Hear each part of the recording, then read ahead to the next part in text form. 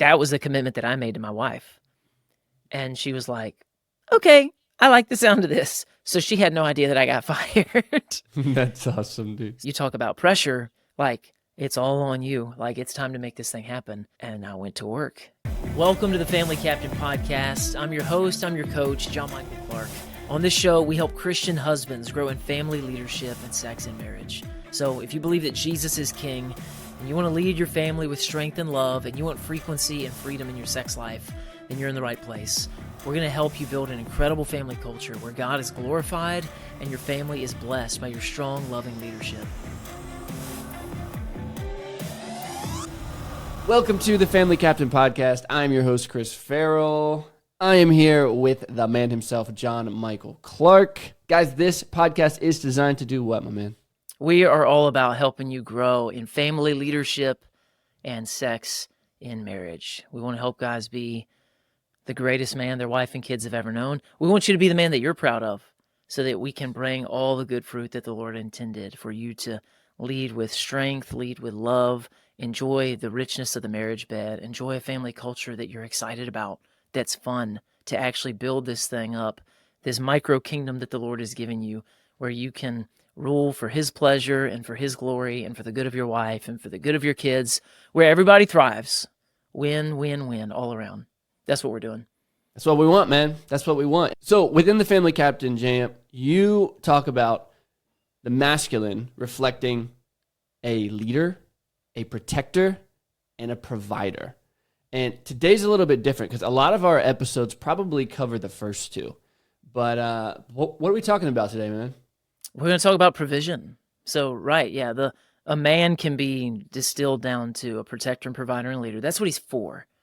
Is a woman capable of those things? We're not talking about capability. We're talking about design. What was the purpose and the intention of man, protector, provider, and leader? But yeah, family captain, a lot of time we're emphasizing, hey, leadership, leadership, leadership. Let's give this one the appropriate attention that it needs around here. But today we wanted to encourage our brothers and talk about provision and share some encouragement to them so they can start to think about, man, what's possible? What might the Lord do? There's a fundamental difference between saying, like, we need two incomes to live, right? And then as the provider, believing that we can't survive without two incomes.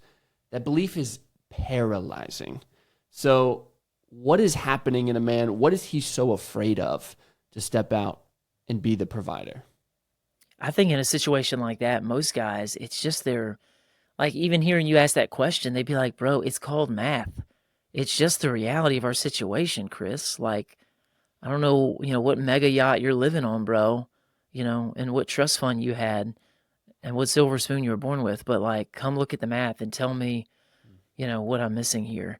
So I think in a lot of cases, it's just what we're used to. And we're thinking that my income is fixed and it's set and it is what it is and it can't change and it's not really going to shift much. Maybe I get a bonus at the performance review. Maybe something changes, but they just feel very stuck, and it feels like that's what the majority of folks are in.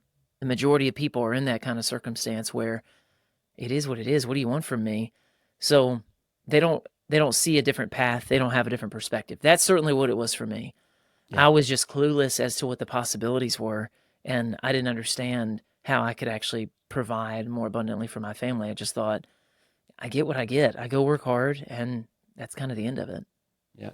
See, that's what it is, though. You mentioned the word clueless, and I want to be very clear. With this episode, we are not here to bring shame to anyone listening, right? We are here to call you up. And when you say clueless, it really does come from a place of like, yeah, I didn't know this was possible. I remember in my life, in particular, we were having a community group of friends over, and they had just met us, and we invited them over to our house. We're hosting them. And at the end of the evening, we had a great evening with them. I'm sitting in the chair across from this guy, and he's like, so you're like a real entrepreneur. You have to create your own income every month. Like nobody sends you a check. And I was like, yeah. And he's like, whoa. And he's like, and you have a big family. And I'm like, yeah. And he's just like, dude, I've actually never met anybody who is a sole provider for their family. And it was like a complete paradigm shift for him. And he started telling me how he grew up and, dad worked this job and he didn't like working it and he complained about it all the time. And it was just like, You work for the man, and that's what you do. And so I think there's a real excuse for guys here Yeah, before knowing what we're talking about. absolutely. I think that's the normal story, man. Like, work the job, which plenty of people should work a job. They should keep the job. They should work the job. Like, I'm not saying every single person has to be an entrepreneur, but we want to, like, that'll be one point that we make. And guys, let me put that disclaimer out here early. I am passionate about the idea that guys have a way that they can bring in more income. So I do have that conviction. Even if you have your job and you're like, I want to be there 40 years and get the gold watch every 10 years and all, like, do it, brother. That's fine. As long as that's not hiding for you, and as long as that's not, I don't want you to just stay there in ignorance. I don't want you to stay there because you don't think that you're more valuable and that you don't think that you could actually bring more value to the world and actually create and earn more income if you wanted to. So I don't want you to do anything because you're stuck, and I don't want you to do anything because you're ignorant. So yes, I'm going to say some things, I'm sure. I'm going to get up on my soapbox and be like, yeah, bro, you gotta and you oughta. I, I don't intend to lay down a law and be a Pharisee, but I'm excited about it. Surprise, surprise. Jamichael gets excited about the things he believes in. That's why he believes them. And then, yeah, I want to share that information with others. So most guys, though, they are in that place of, I've got a job, you know, I'm gonna play it safe, and we'll hope for the best. I think this episode is really for the guy who's like, I've been shrinking my life to fit the budget instead of building a life that's big enough for my family. Because once they understand, like, it is possible, it's not going to happen in one episode, but I think it is good to throw out those options. And I know when we were planning this, Jam, you were like, dude, there are just some financial awakenings I've had, from like, okay, so you got Ramsey and he's saying this, and then you got just standard advice from mom and dad, like, okay, work, save for your 401k and have retirement and all the things. But how has that type of outlook from mom and dad and from Ramsey and from all these people, how have you seen money and provision differently, running your own company, doing your own thing? Yeah, well, I came up with, mom and dad work jobs. So, like, that was my concept. They were never like, you're going to start a business, you're going to be an entrepreneur or anything like that. I mean, all that sounded crazy. Business ownership, ugh. All that responsibility, all that extra when I could just collect a check and leave work at work, and then I get to be a free man. Are you free? That's the question. It's called the golden handcuffs. They're golden because I'm going to get a paycheck no matter what, which actually is a lie because I could just get fired. Uh, Being fired twice made a big impact on me as well. Guys who haven't been fired, like, I highly recommend it. Go ahead and get fired a couple of times. It'll probably shift your perspective on some things. A lot of Yeah, fun. Good times. a lot of fun. Would recommend. Get the t-shirt. So I came up with that perspective of thinking, like, yeah, I guess I'll work a job. But I was in my 20s still when I did the math one day, and I was like, man, I was making, I don't know, between $40,000 and $50,000 a year, and I was the only provider for the family, and that was the way I was going to keep it. Like, there was no universe, Marvel, DC, or otherwise, where where I would have Natalie not being a homemaker, not home with our boys. But I was just looking at the math. I'm like, how am I ever going to save any money? Like, retirement. Like, Yeah. I was so Dave Ramsey'd, man. I had everything tightly budgeted, but I'm just like, where's the money going to come from? Like, when am I going to get paid? And it was like, well, what if I made 100,000? I was like, that's really not going to do it. I was just, I spent some time doing a bunch of calculations, and it really was like, this sucks. Where is the money going to come from if I just follow the rules that have been given to me and keep a job? And, well, we need to talk about this later. You need to bring more value to the world, John Michael. Absolutely. If you want to bring in more income to your household, John Michael, you need to solve a bigger problem. Yes. Well, I wish they would pay me more. Well, you got to solve a bigger problem. You're solving a problem that probably too many people could solve. So you need to go solve something different. And then you're going to draw more value, and there's going to be a great value exchange there. But I didn't understand any of that yet. All I knew was I'm frustrated. So my very first entrepreneurial idea, again, it was where I was at. I was like, what could I do? What could I do? What could I do? What could I do? I can split wood. and I can sell wood, and like I can buy a trailer and then sell bundles of wood for firewood in the county, like further. We call it the courthouse area, like just the township little area of our town. That was my first idea, and got started on that. And but I'm like, I need to buy a trailer so I can leave it up there, and I need to buy this, I need to do this. I got started on it, and then I just started doing some calculations again. I'm like, bro, that is not going to leave an inheritance to your children's children, homie. Like, you're not going to get there. So I was just discouraged. Yeah. But that was when the education began. And similar, like my whole story of leveling up and family captaining, they were happening together. The provider role, the masculine role, the responsible role. It was a book here, a book there, a podcast here, a podcast there. But I got out, I unplugged from the Matrix, right? You took the red pill. You can take the red pill with any subject matter. So I took the red pill regarding finances, and I think it was like the 4-hour work week. If you haven't read that book, you're like, oh, Tim Ferriss, yeah. yeah, Tim Ferriss, where in it he's like, hey, there's some guy who moved from Canada to the United States. And you're like, okay. And it was so wildly complicated. He documented his journey, and when it was all finished, he made it really concise, step-by-step guide, and he put a little website together for people moving from Canada to the U.S. And he makes $180,000 a year selling this $27 PDF to Canadians who move from. And I was just like, huh. Well, Tim Ferriss tells you 900 stories in that book of like, this guy liked rock climbing, so he made this rock climbing thing and blah, and sold it on DVDs and da-da-da-da-da. And you're like, huh. Now, none of these people did it in 4 hours. So, again, for the guy who's like, chill, bro, the concept, the spirit of the thing, like, get on board with it, man. Like, there's something, you've got something valuable that you can bring to the world. So, again, that was just one book, but I had so much coming in, and I had so much learning and so much leveling up, and it took me out of the matrix. I was able to take the red pill and go, whoa, like, I don't just have to sit around and wait for my boss to determine that I deserve a raise or that I get the Christmas bonus. I can create more. Well, that's a lot of work. Well, yeah. Well, yeah. And there's risk there. Well, yeah. Your boss took all the risk to start the business that you're an employee in, which is why he makes the most money. And that's why, that's why you'd be replaced tomorrow if you got ran over by a bus today. They'd send flowers to your wife, maybe. But they'd have your role getting filled real quick.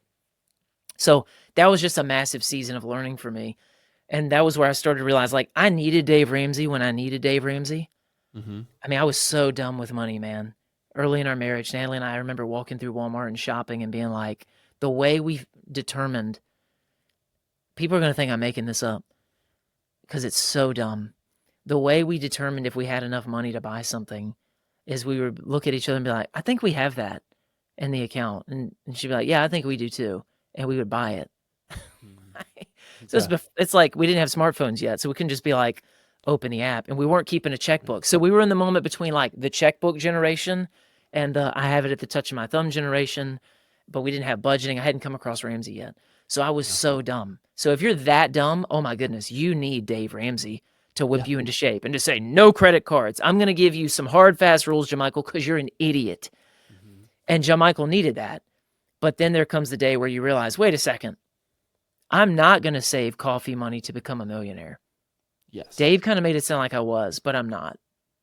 And once you get out of crisis mode, a flat tire's a crisis, whatever. We ran out of salt and pepper. It's a crisis, like, because we're broke. We're broke.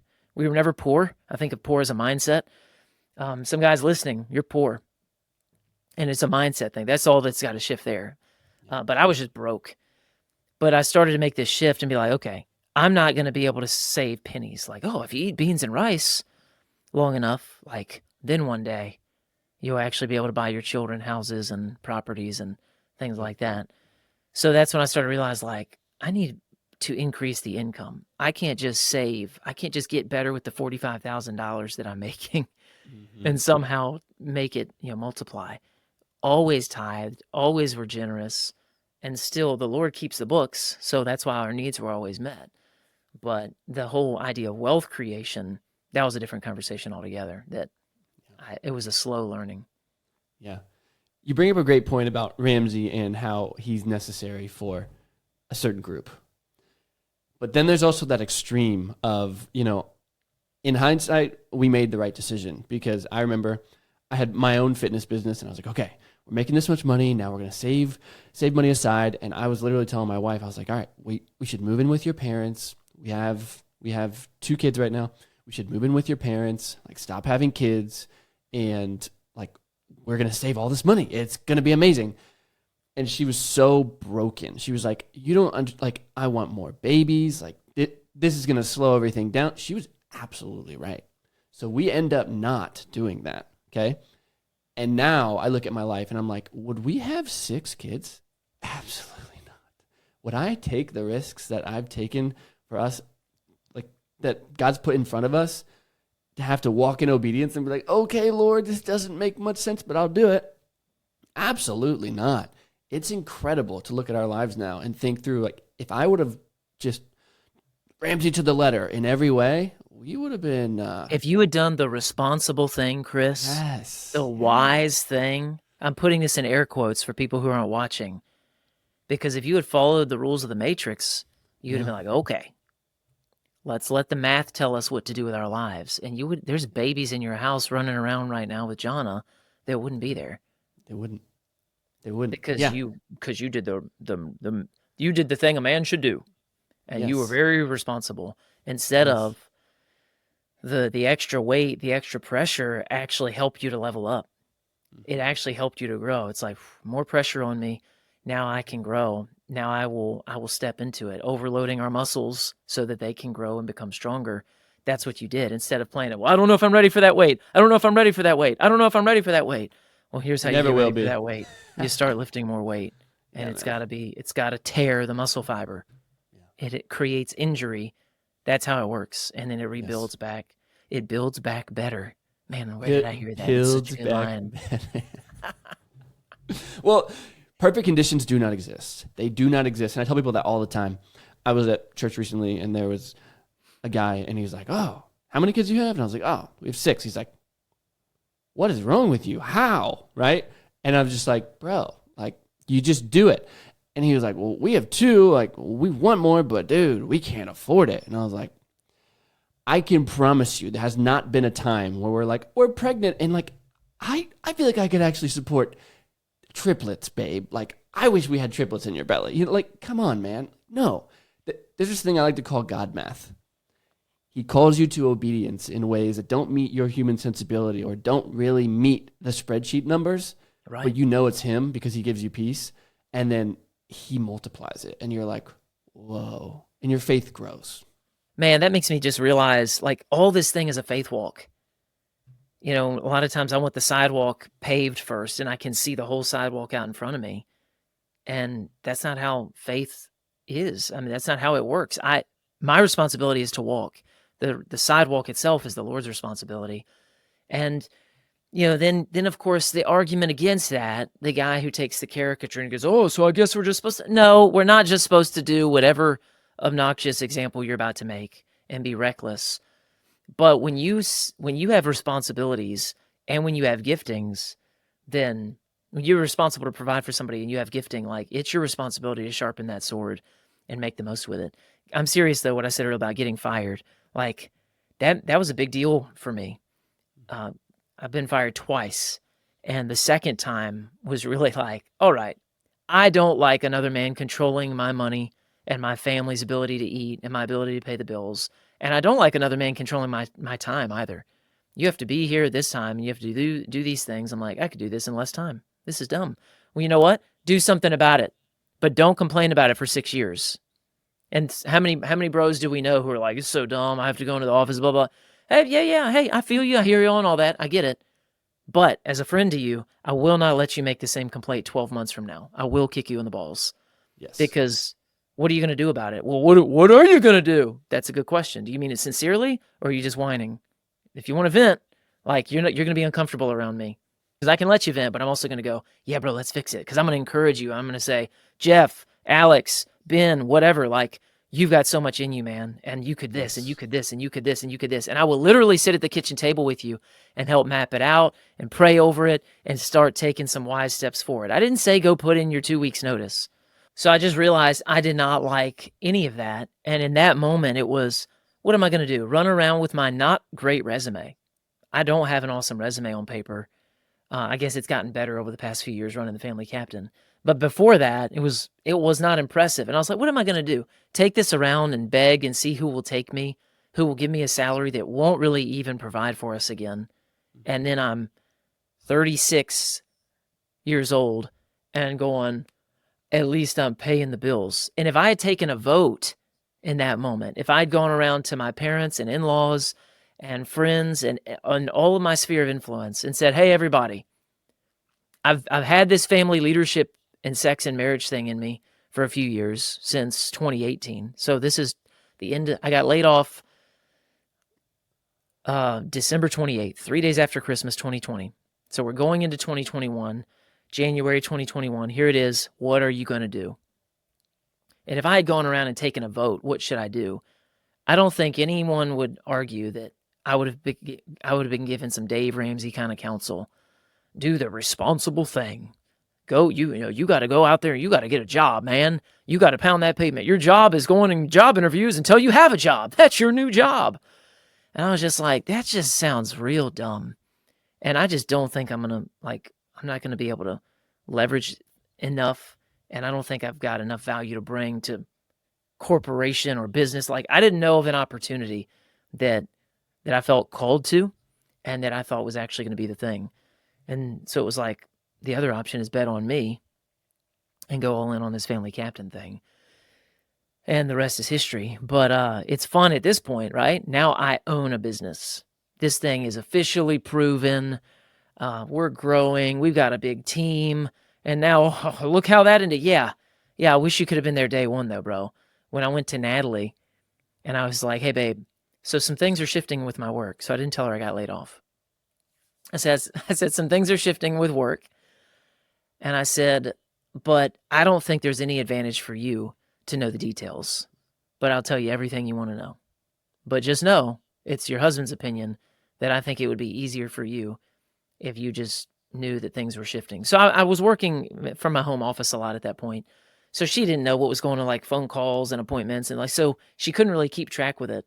And my mind was, I'm going to start building up the family captain. And then eventually it's going to be lucrative. And then I can tell her everything. But I was like, I don't think it would bless you or help you to know what's shifting.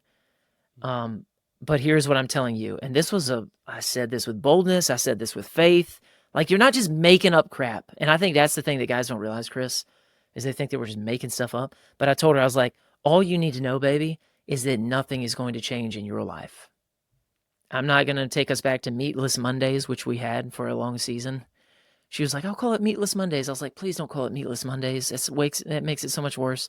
We'll do beans and rice, but we're not going to call it Meatless Monday because it's just going to make me sad. I was like, we're not going back to Meatless Mondays. We're not going to shift anything with the budget. So, like, that was the commitment that I made to my wife. And she was like, okay, I like the sound of this. So she had no idea that I got fired. That's awesome, dude. So now I'm like, you talk about pressure, but you talk about being ignited. It wasn't just crushing devastation. It was like, okay, baby, like, it's all on you. Like, it's time to make this thing happen. And I went to work and I started just all the things. I was just doing maximum effort, not trying to get a C- to get a paycheck. I was trying to get an A+ to win the gold medal, and just kept at it and kept at it. It was like 2 or 3 months in, and I had brought on maybe a few clients at that point. I mean, this thing was not established or proven yet. But I would come to Natalie and I'd be like, hey, so what do you think's going on with my work? I'm just curious. And she's like, I think you got a pay cut. And I was like, of course, she's not wrong. And I was like, okay, how much, I'm sad. I'm not telling you anything, but it was just like a fun game at this point. And I was like, how much do you think? She's like, I think probably like cut down to like 60% of what you were making. I was like, okay. Because I was just curious where her mind was.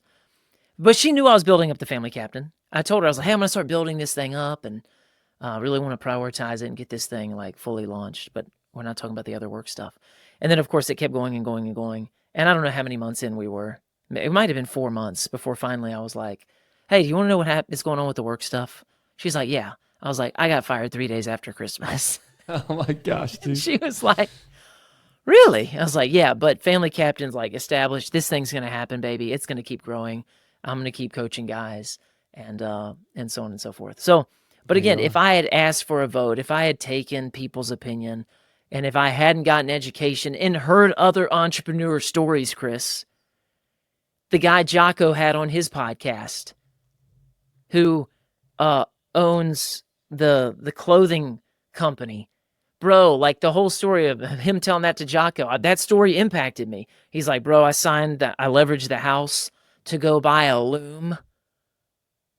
All of our looms in the U.S. have been shipped over to the Middle East. They're ancient, but they work amazing. And they've been shipped over to China. He's like, there was one left in New England, and I leveraged the whole house, and I bought the loom. And then we go to the warehouse. I'd never even seen a loom. I didn't even know how they work. They're giant Like his whole, bro, it's entrepreneur all day. Yeah. Like, jump off the cliff. We'll build the plane while we're in the air. And Yes. why? Because we must. Yes. That's why. Instead of like, well, that feels risky. Like, yeah, well, welcome to actually like thriving though. Welcome to actually like doing the thing you're excited about. Welcome to actually, having a lot of pleasure and a lot of satisfaction. So I had heard a million of those stories. So I didn't feel like I was special. That was helpful too. Instead of being like, no one's ever done what I'm doing before. John Michael, everyone who's ever built anything massive started how you're starting right now. It is cool. It's a cool story, John Michael, but there's actually a lot of them out there. No, yeah, there's a lot more like, NPCs where I'm just like, I'm going to do what I'm told. I'm going to do what I'm told. I'm going to do what I'm told. They fired me. Oh, who will take me in now? I did that twice, but that was enough for me. And then that's what I'm saying. It was such a gift to get fired because it really made me pucker up and go like, all right, I'm not getting fired a third time. Yeah. Like if I fail, it's going to be on me officially. And I'll have to eat it and I'll have to own it. Yes. Yeah. See, there's always a defining moment for an entrepreneur. Like you said, there are tons of stories. And for me, I was a fitness trainer and I was working for these corporate gyms. My wife was working for a professional baseball team at the time, and she wanted to come home and raise our first child. And it didn't financially make any sense. And I was just like, okay, let's see if we can figure this out. I was making half of what she was making. And I was a trainer, though, so I had the ability to grow a book of business. So I'm calling my family, asking people and stuff, and they're like, no, it's a bad idea, it's a bad idea. But we felt a piece, and we did it. And God math, again, didn't make sense. So fast forward 9 months, and I had doubled my income. So we're like, ooh, okay, thank you, Lord. Then I'm a top grossing trainer at another gym because I've been moving up. And this lady comes to me and she goes, hey, Chris, my dad owns a company. Like, I'd be really interested in maybe doing some corporate group training with our company. Like, you're a great trainer. I was like, oh, that's awesome. And she's like, yeah. And I was like, okay, cool. So I went and I paid $1,000 a month at another gym for space to build that. Right? Huge risk, super scary. And I started building that. And I get 8, 9 clients or so. And then one day, the general manager walks over to me and says, hey, we need to see you in the office. Okay. So I walk into this office, sit at this table, and like, it was hilarious. There was 2 guys in a suit. I was like, what is going on? And they're like, we have a question for you. I was like, yeah? They're like, do you have a corporate deal with one of our clients? And I was like, yeah, I didn't think you owned every relationship. Like, is that a problem? And they're like, yeah. They slid a paper across and they said, you have 24 hours to decide whether you're giving us the corporate deal or you're resigning. Our only income, bro. Our only income. Oh my goodness, man. And that night, Someone's making money other than us. I know. And that night, I tell my wife, I'm like, this is crazy. Like, this is a defining moment. I always said I would start a gym. I always said I would. Like, what's going to happen? Do it. Come on, everybody. I hope Chris does the right thing. I hope he sticks it to the man. It's hilarious. So I call my dad. He's full of wisdom. But let me camp out here for a hot second. Your family loves you so much that they are scared of the decisions you're making just as much as you are. And so their decisions come from a place of fear or affirming the decisions they made and the risk they wouldn't take. Right. And we felt a peace, man. And I quit. I resigned the next day and we had nothing. 2 weeks later, God provided a spot at the top floor of a church.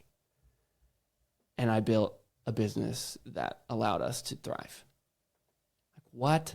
Like, everybody has that moment, man. And so Bro, it's just, it's scary, it's awful, and courage is not the absence of fear. It's just doing it anyway.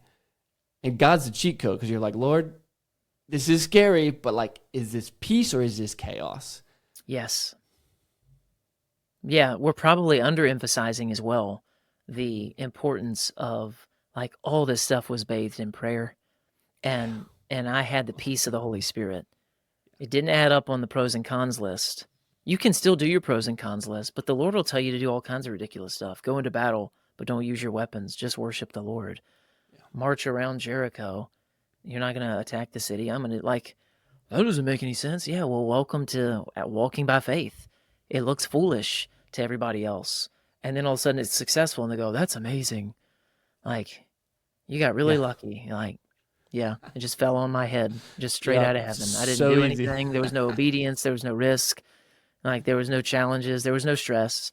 It just fell on me. Yeah, maybe one will Yeah. fall on you. Best of luck to you as well. It's hilarious. Well, the thing I've learned, man, is provision isn't just about paying the bills. It's about building a life for my family. And I would rather go broke.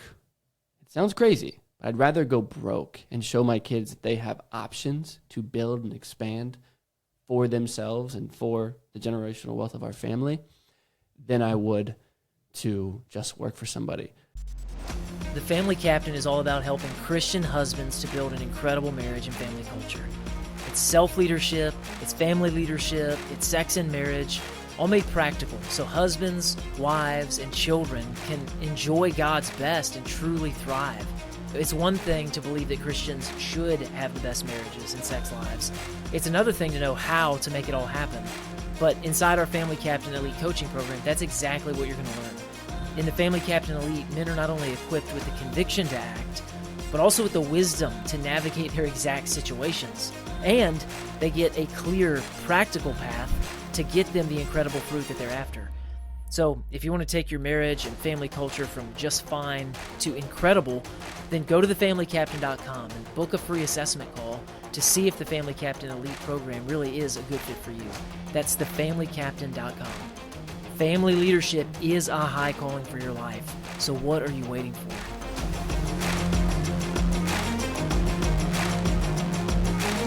Because I've also been through seasons where I was making really good money for a company, and then Yeah. I walked away. Right. So those guys exist too. They're like, well, dude, I'm Yeah. making really good money. There's You brothers know? who are making great money right now and they should keep doing it. Like, there's some Yeah. guys who are Yeah. like, I hope they have the wisdom to know, bro, if the shoe fits, put it on. And if it doesn't, just Yes. enjoy the conversation. Yes, Yeah. exactly. Now, real fast on the Ramsey thing, I had a really good friend, and he was making great money, man, like really good money, and he was like hardcore on Dave Ramsey. And they invited us over to their house, and they live in like this tiny little Cape Cod, like it must have been 1,200 square feet, right? But he's making great money. And here I am with like a way bigger house. I'm like, he's making way more money than me. What is going on? He's like, yeah, man, we're just Dave Ramsey all the way. And I remember we walk upstairs to like their little attic, and his girls are playing and stuff. And he's like, yeah. So we're going to pay this house off, and we're going to live in it until they're 18. And I was like, bro, you make amazing money. Why are you not buying a house for your family? He's like, well, we just want to pay this off and like, just live debt free. And I was like, buddy, are you sure you want to do that? Like, you make crazy money. Long story short, he bought an amazing house.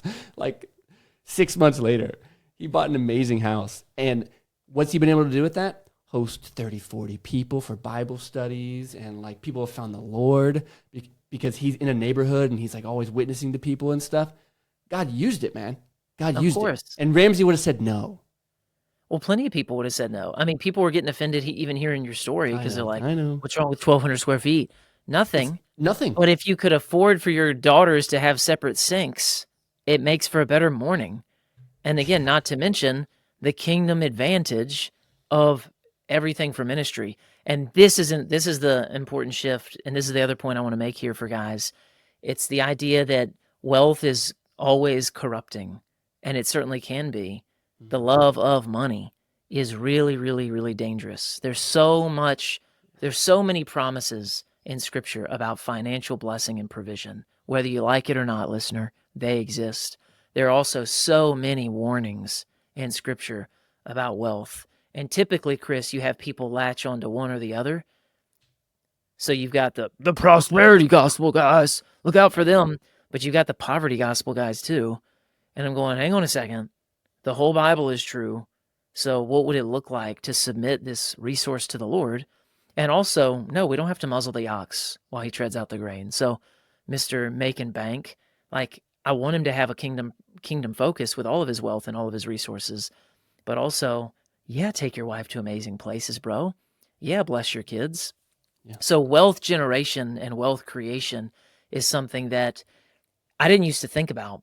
I just thought, like a lot of things, when you're immature as a leader, you think leadership means privilege, and you don't understand it means responsibility. When you're immature as a provider, you think that wealth equals consumption, and you think it means exclusively being a consumer instead of being a producer for the kingdom of God.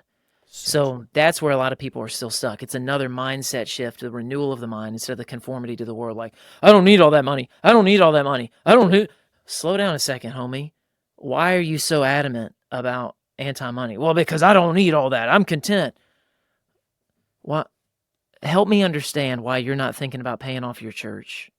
That didn't even enter your brain. You thought this was all about private islands and just trips to Europe, neither of which are bad, by the way. So I won't back away from those. And yet you thought that was exclusively what it was about. You didn't consider buying that family that van in your church. That didn't enter your mind. You don't have a vision to be the guy who writes the checks. And that's what I want to encourage guys towards, to start to imagine and start to realize that the kingdom can have wealth and that the church used to have a lot of wealth. Go back hundreds of years and look at the cathedrals that we used to build. Look at the beauty that Christianity brought to the earth through music, through architecture, through everything else. And now, I mean, look at the church buildings that we build, man. Praise God for these pastors and for these Christians who are getting work done, but they're butt ugly, and we're trying to do them as cheaply as possible. Yeah. I mean, we meet in a YMCA, and I look forward to when we can build something beautiful someday. But the point is, we want to start shifting the mindset to actually realize a good man does leave an inheritance to his children's children. Well, that should be a spiritual heritage. It should be everything. It should be everything.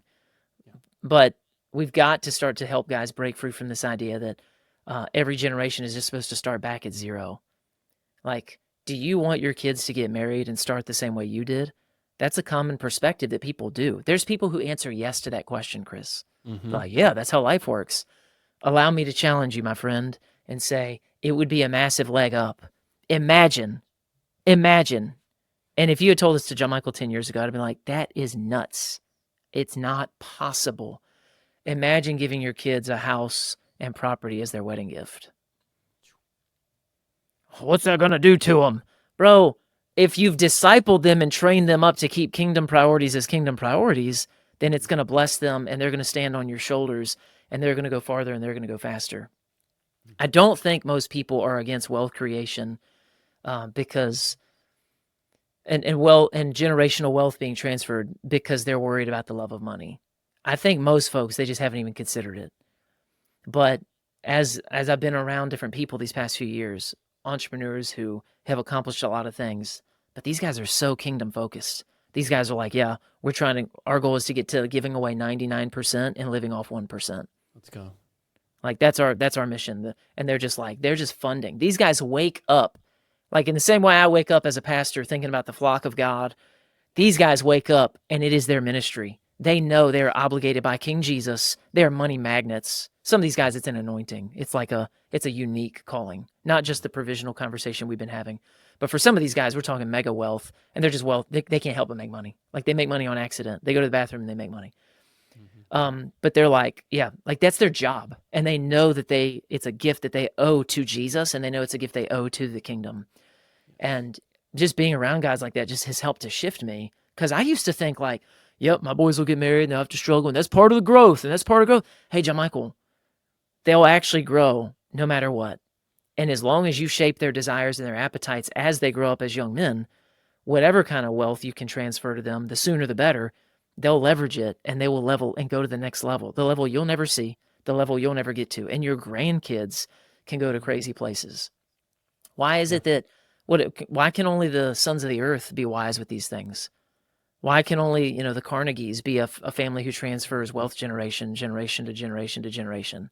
But that's Yeah. not what happens.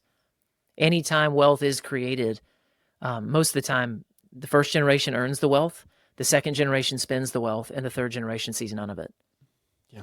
That's the common Yeah. thing that happens. So I know we've jumped a lot here. We went from like, man, I'm broke, I don't even know what to do, and now y'all are talking about like what, leaving mega millions to my kids. Hey, man, first of all, like I'm not putting a dollar amount on any of it. I'm just saying you're made to be a provider. You're made to come through, and you can bring value. You can learn new things, and you can solve bigger problems. And there's creative ways to go about that. Now, separate conversation, I do want to put a pebble in everybody's shoe and go, man, leaving something to your kids sooner rather than later, not just when you die, would be awesome. Now, some people, if you just drop dead, if you wait till you get to 85 and you die and you leave your kids 20 million bucks, it will destroy them Mm-hmm. because you did not disciple their character. It's like winning the lottery. Everybody knows this, right? Yeah, they all go broke. Everybody who wins the lottery goes broke and destroys their lives. It's super Yes. sad. I think they made a reality show out of it. Yeah. Like just tracking these people and like, how did the lottery ruin your life? So those are the things that people are missing. Instead of like training up your child to be like, we're generous people. Generosity is not a level you get to. It's not the final level in the game. Generosity travels with every level in the game. Amen. And so that's again, like that's poor people thinking. Poor people think I'll be generous when, like, that's not how dude. generosity works. Dude, that's a very, very good point. That's not what the widow thought. Like, well, I don't have anything to give. And Jesus didn't say, no, no, no, Miss Ethel, don't put that in the offering. Honor the Lord. The Lord will honor you. That's easy. How does that story end? The Bible doesn't tell us. We know exactly how that story ends. The Lord is her shepherd. And she'll have everything that she needs. So I know we're throwing a lot at the guys here today, but I wanted to encourage them. Man, some of you are different stages. Maybe we could have built out a checklist. Are you at this stage mentally? Then step one is just start to change and renew your mind. Are you at this stage? Man, it's start to get in the right room and be around others who will stretch you and grow you. Are you at this stage? Man, like really, really get focused on how you're actually going to transfer wealth successfully and generationally. But yeah, provision is a cool thing. It's something that men care about, but there's corners in Christian circles that poo-poo on it. It's like the sex conversation. Don't really talk about that. Oh, don't talk about money. Don't talk about money. No, we are going to talk about money. It accomplishes a lot of things. It solves a lot of things. The Lord uses it a lot. We just need to make sure it doesn't use us. Yes. But within that, yeah, go get some, use some, and it's all the Lord's. What you put in the offering belongs to the Lord. What stays in your bank account belongs to the Lord. We take that for granted. It's all His. Yeah. Yeah. And you talk about the concept of drawing our wives into our orbit, right? And talk about how deeply masculine it is to know that you are the provider of the family and your wife has no worries. It's a satisfaction, just Incredible. like guys feel good as the protector, just like everybody, it feels good to feel good and it feels good to feel manly. So just like something goes bump in the night, there's this thing in men that's kind of like, I wish, like, like masculine men that I talk to, like always, like you don't actually want somebody to be in your house downstairs, but there's one part of you that's kind of like, but kind of, I want to be the hero. Why? Because I'm made to protect and I'm made to come through. So it feels good to go up and sweep the house and you're like, all right, sweep the house with your firearm. And, you're going around like, we're secure. I've locked the doors. I've provided for the protection of these people. That feels good. Mm-hmm. In the same way, providing for your family, it feels good. It is what I call the healthy pride and joy. It's not the comparison to others' pride. It's not the I have more than you pride, but provision is just the healthy pride. It's the healthy satisfaction. It's not compared to anybody else. It's just I'm doing what I'm supposed to do. It feels good to operate in the way the Lord designed you. Your function is to protect and to provide and to lead. When you're doing those things with some competency, or you doing those things with some mastery, it can't help but feel awesome to feel like I'm fulfilling what the Lord. You sense His pleasure. What was the Christian missionary, Chariots of Fire guy? He famously said, "When I run, I feel God's pleasure," and I would say the same thing for a woman operating in the feminine, a man functioning in the masculine. Like, this is just right. A child being a child, a little boy being a little boy, a little girl being a little girl. It's just the right thing, and it's happening in the right way. But there's levels, and there's new ways to grow, and there's new ways to think. So I was always providing, but yeah, whenever you're doing it in a way that um, has gained some mastery and really gained some experience, and now I have a bigger vision.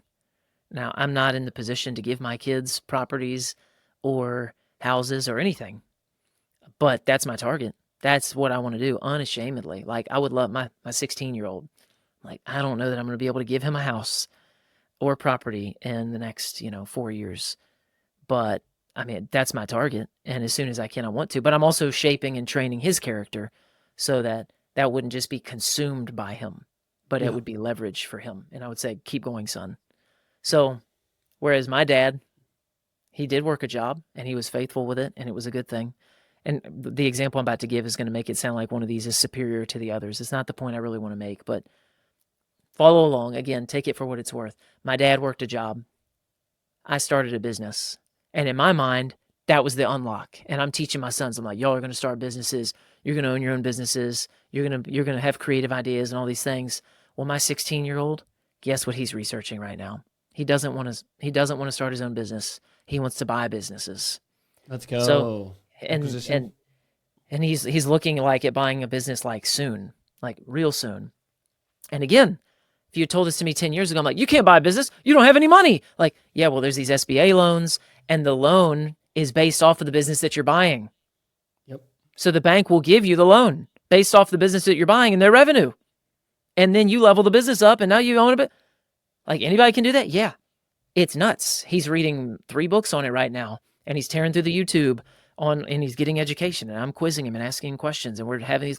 So, like, he's going to stand on my. Whereas I was like, you need to start a business, son. That's Mm-hmm. really the key here. Well, I'm actually thinking about buying businesses instead, Dad. I'm like, but I've given him vision, and he knows, like, yeah. Like, we're not going to muzzle the ox. You can enjoy the benefits of those things, but Yeah. like our purpose is kingdom focus. Like, we're going to write the big checks. We write checks. We want to write that check. That's done. That's solved. That problem is solved. That problem solved. That problem solved. Like, that's the purpose of it. It's ministry. It's the work of the ministry. So it's pretty cool. Yeah, man. Well, and as we conclude this episode, I do want to touch on the vision aspect because, like, just transparently, man, we'll get on calls with guys and they'll just be like, I don't know, man. Like, my wife's just not wanting to follow my lead. She's not inspired. She's not this. She's not that. And then as we just kind of like dive into the weed, it's just monotony, baby. It's just monotony. Just there's no vision. Where there is no vision, the people perish. And 9 times out of 10, I'm like, okay, well, like who do we need to become, buddy? And he's like, well, man, like definitely want to be making more money. Definitely want to, be doing this. Like she's exhausted with her job and all. Like, it just like there it is, bro. Like this is a big piece. And so when we started the entire episode, leader, provider, protector, do not forget this provision piece and realize that the feminine just, she rests in that, man. She rests in that. And so does it need to be a drastic move? Like you said, 2 weeks notice, boom, I'm quitting tomorrow. No, does not. If the Lord's calling you to it, I don't judge it. But I'm telling you, man, vision is everything when it comes to this conversation. Like, what is the future? The time will pass. You will die, and you will be in a casket, and your family will look over there, and they will say, did he live aggressively and for the Lord and with obedience, or was he scared? Vision's exciting, man, when guys get their eyes open. One of the things that's happened, and we've never done this, like there's nothing in our curriculum, and there's no point where I come to our clients and go, it's time to bring your wife home. But dude, the amount of guys who have brought their wives home is nuts. And I never told them they had to. Like, there's not some weird pressure. I know I'm a lot to take on the podcast, especially because I'm not in one-on-one interaction with a person. So I go nuclear on ideas. And I think probably a lot of times people assume that because I go nuclear on that idea that like I would do that with people. And that's never the case. I'm super gentle. I'm very pastoral. But I realize I've run many people off just with the way I present myself. I'm trying to grow there. I've been seeking the Lord's wisdom in that specific stuff because, like, I've met people and they're like, man, you're not a jackass at all. And I'm like, oof. It's just kind of a rude thing to say, obviously. Right. But at the same time, he's like, man, like you're like really like pastoral, and I can really see your humility. And I'm like, yeah, I'm the same all the time. But I don't realize like when I'm going, I nuke ideas, but Mm, people think that I would be nuking them. And I'm like, no, no, I would never do that way with you. I'm mhm. just, but when I'm talking to a caricature, I nuke him. I nuke Melvin. But when Right. I'm talking to a real brother or a real sister, I'm like, oh, let's walk through this together. But I don't think that always comes across. So that's my fault. Yeah. Yeah. So we didn't make any of our clients like bring your wife home. Now's the time. But so many guys have done that because they're walking in more masculinity. So it's almost like if all three were kind of offline or provision, like everybody does that at the basic, Chris. Everybody does. Like even the non-believer does that. Like we know that that's like like most guys think that's like the only thing. Like I got to provide for my family because that one does matter. If you're not doing that, these other two are kind of irrelevant as well.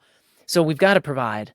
But once we start to get a man online in his leadership and he starts automatically leveling up in these other areas. So I think all those things come together and he's developing his own vision and then he's asking us questions and then we're coaching him. We're saying, well, yeah, you could this and you could that. And all of a sudden he's like, I want to bring my wife home and she's not really feeling it. I can't tell you how many stories we've gone from like, I mean, it's just crazy. Out of the 300 and approaching probably 400 clients at this point, out of all these guys, how many went from like, my wife loves her job, dude.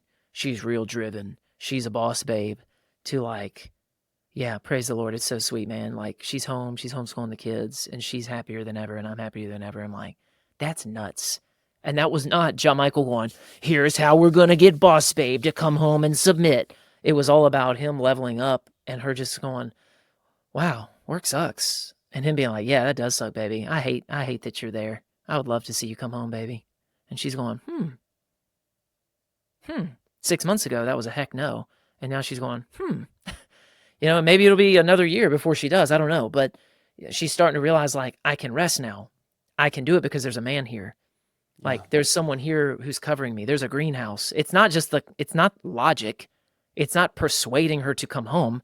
There's a real man around here. And she's like, well, I'm covered. Before, he'd have been coming to her with no leadership capital and no coverage, being like, I want you home. Why? So you can say that your wife works from home? Would that make you feel better as a man?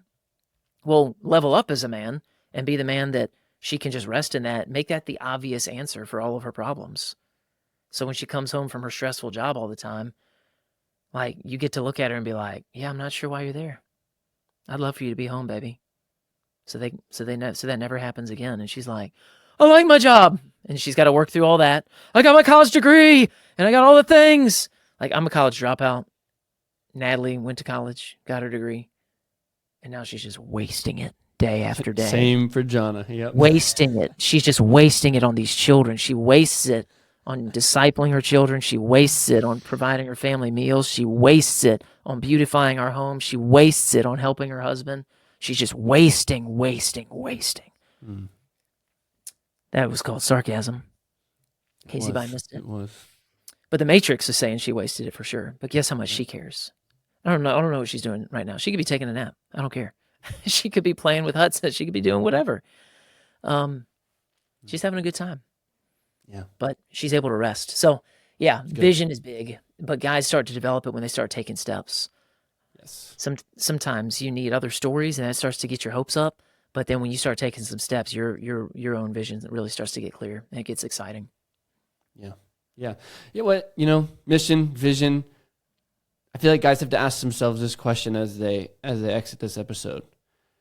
Do I need more margin in my budget, or do I need more mission in my family? You know what I mean? Because I think you can have both. I definitely think you can. But most of the time, guys are just like, oh yeah, let's just do this thing right over here. And there were a ton of things that we could have covered in this episode that we didn't.